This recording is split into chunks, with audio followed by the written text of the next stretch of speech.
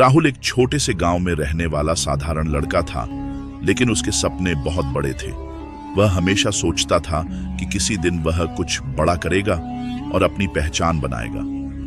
एक दिन जब वह रेलवे ट्रैक के पास टहल रहा था, उसकी नजर एक अजीब से दिखने वाले पत्थर पर पड़ी। वह देखने में साधारण था, ना तो चमकदार था, ना ही उसकी कोई खास बनावट थी। फिर भी कुछ था उसमें जिसने राहुल का ध्यान खींचा। उसने पत्थर उठाया और घर ले आया। घर पहुंचकर राहुल ने वह पत्थर अपने पिता को दिखाया। पिता ने हंसते हुए कहा कि यह कोई काम की चीज नहीं है और इसे फेंक देना चाहिए। लेकिन राहुल को लग रहा था कि इसमें कुछ खास है। उसने फैसला किया कि वह इसे बाजार ले जाएगा और देखेगा कि कोई इसे खरीदना चाहता है या नहीं। अगले दिन वह बाजार गया और कई दुकानदारों को पत्थर दिखाया, लेकिन किसी ने उसमें दिलचस्पी नहीं ली। कुछ लोगों ने तो उसका मजाक भी उड़ाया। तभी सजावटी वस्तुओं में रुचि रखने वाला एक बुजुर्ग व्यक्ति उसके पास आया।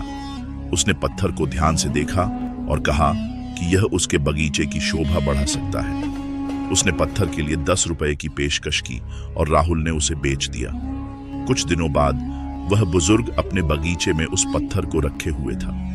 तभी उसका एक दोस्त आया और उसे देखकर बोला कि यह पत्थर बहुत सुंदर है और वह इसे 100 रुपए में खरीदना चाहेगा।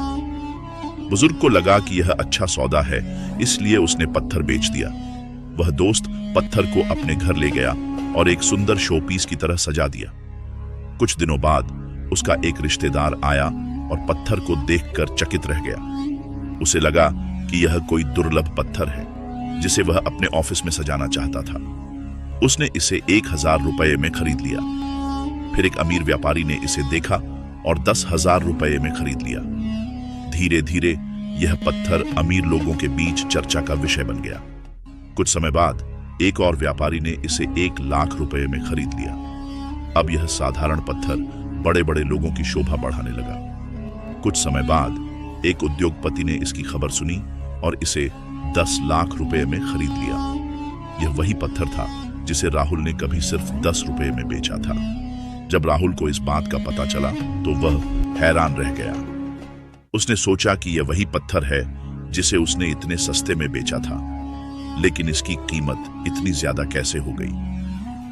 तभी एक बुजुर्ग व्यक्ति ने उसे समझाया कि यह पत्थर खुद में अनमोल नहीं था, लेकिन जिन जिन हाथों में यह गया उन्होंने इसकी कीमत बढ़ा दी। किसी भी चीज की कीमत इस पर निर्भर करती है कि वह किसके पास है।